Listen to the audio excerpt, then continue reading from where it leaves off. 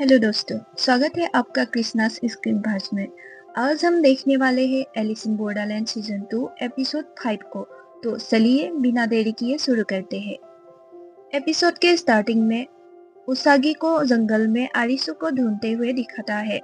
Skin आरिसु और आगुनी पर shift होता है।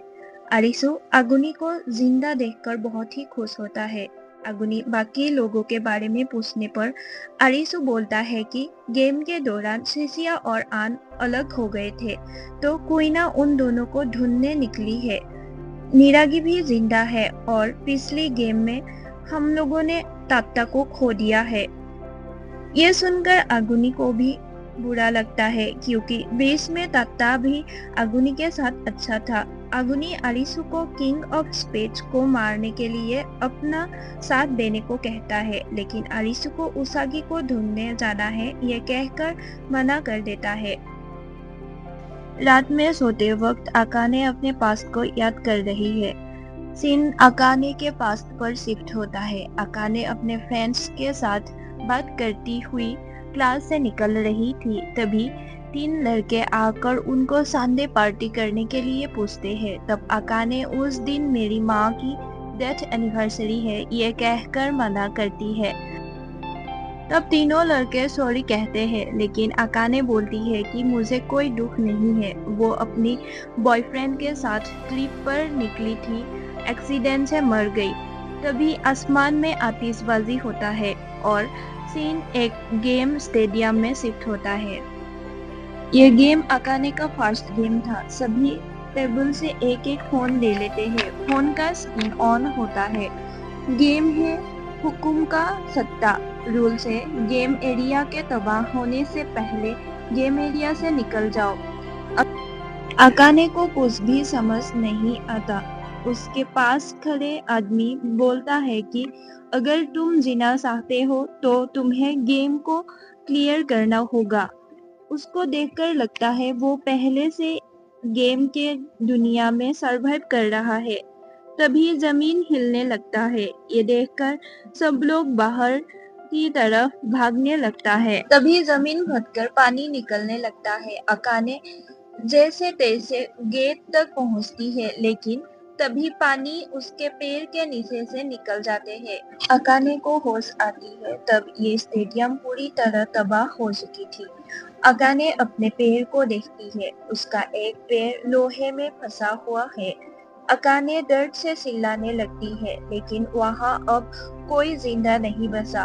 अकाने दर्द सहकर खुद अपने पैर को लोहे से निकालती है और एक होल से रेंगती हुई बाहर आने की कोशिश करती है।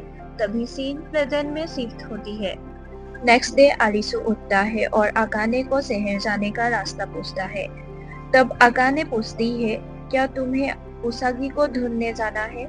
वैसे मैं ज्यादा क्यूट हूँ ना, ये कहकर आरिसु से फ्लर्ट करने लग जाती है। तभी वहाँ आगुनी आ जाता है। उसे देखकर अकाने बोलती है कि तुम जैसा सोच रहे हो वैसा कुछ भी नहीं है, वैसे भी तुम मुझ पर ध्यान नहीं देते। आगुनी अकाने के बातों को इग्नोर करके कहता है कि हमें अपने मिशन शुरू कर देना चाहिए। तब आरिसु बोलता है, मैंने तो तुम्हें बताया था ना मुझे उसागी को ढूंढने जाना है। तब आगुनी बोलता है, इस वक्त तुम्हें अपनी फिक्र करनी चाहिए, उसको हमारा पता मिल गया है, किसी भी वक्त हमला कर सकता है, हमें ज्यादा लोग की जरूरत है। ये कहकर आरिसु को एक गन लेकर वहाँ से निकलता है और दोनों को उसके पीछे आने के लिए कहता है। तीनों जंगल में जाते एक जगह पर कुछ लोगों की डेड बॉडी पेड़ से लटकते देखते हैं। उन लोगों ने वीजा खत्म हो जाने के डर से खुदकुशी कर ली थी। ये देखकर अकाने बोलती है, मैं जिंदा रहने के लिए कुछ भी करूंगी, लेकिन ऐसे हार नहीं मानूंगी। तब आरिसु पूछता है, क्या तुमने किसी अपने को खोया है? तब अकाने मना करती है और कहती है, लेकिन मैंने एक पेड़ खोया है। उस दिन स्टेडियम से बाहर निकलकर अकाने डॉक्टर के पास गई थी। डॉक्टर उसके पैर को काटने की सलाह दी, लेकिन उसके बदले उसको अकाने के शरीर चाहिए था। अकाने दर्द से मुक्त पाने के लिए डॉक्टर की बात मान गई। इसलिए अकाने आरिसू को बोलती है, मैंने जिंदा रहने के लिए जितना कर पाई वो किया है, अब मैं पीछे नहीं जा सकती। सीन चेंज होता है और उसागी को जंगल में आरिसू को ढूंढते हुए दिखाते हैं। ऐसे ही ढूंढते ढूंढते वो एक टाउन पहुंचती है। वहाँ एक घर में जाकर खाना ढूंढती है, लेकिन उसे कुछ नहीं मिलता। तभी वहाँ एक लड़के और एक औरत आते हैं। वो औरत बताती है कि यहाँ कुछ भी नहीं है, मैंने भी ढूंढी थी। यह कहकर 2 बिस्कुट उसागी को देती है। उसागी दोनों को माँ और बेटा समझती है। तब वो औरत बताती है कि मैं इससे एक गेम में मिली थी। गेम के दौरान इसके माता पिता गुजर गए और आज इसका भी वीजा खत्म हो जाएंगे। ये सुनकर उसागी को उसके लिए बुरा लगता है। नेक्स्ट सीन में हमें आन दिखाई देती है। वो टोक्यो से बाहर जाने के लिए हाथ में मैप और कंपास लेकर रास्ता ढूंढ रही है और जाते वक्त पैर में काट लगा कर जाती है ताकि रास्ता ना भटक जाए। सीन आरिसू आगुनी और अकाने पर शिफ्ट होता है। वो लोग किंग ऑफ स्पिरिट्स को पहाड़ों में ले जाकर मारने की प्लान बनाते हैं, क्योंकि वहां तक उसके गन में से गोली खत्म हो जाएंगे तो उसको मारना आसान होगा। रात में किंग ऑफ स्पिरिट्स उन पर हमला करते हैं, लेकिन वो बुलेट प्रूफ जैकेट पहना हुआ था, इसी वजह से उनके प्लान काम नहीं करते और इसी चक्कर में आरिसू उनसे अलग हो जाते हैं और आगुनी गोली लगने की वजह से बेहोश हो जाता है। लास्ट में अकाने को आगुनी को लेकर सुपना पड़ता है, इसलिए किंग ऑफ स्पिरिट्स उन्हें ना पाकर वहां से चला जाता है। नेक्स्ट सीन में आरिसू को नदी में से निकलते हुए देखते हैं। वो उठकर उसागी को ढूंढने निकलता है। आरिसू गेम बिल्डिंग में भी उसागी को ढूंढता है, लेकिन उसे उसागी नहीं मिलता। दूसरी तरफ आगुनी को भी होश आ गया था। उसे होश आते देख अकाने उसे गले लगाकर रोती है। यहाँ हम आरिसू को पूरे टोक्यो में भटकता हुआ देख सकते हैं और ये टोक्यो शहर का हालत भी देखते हैं। लोगों के ना होने के वजह से पूरा शहर जंगल में बदल रहा है। सीन कोइना पर शिफ्ट होता है। वो एक गेम में है।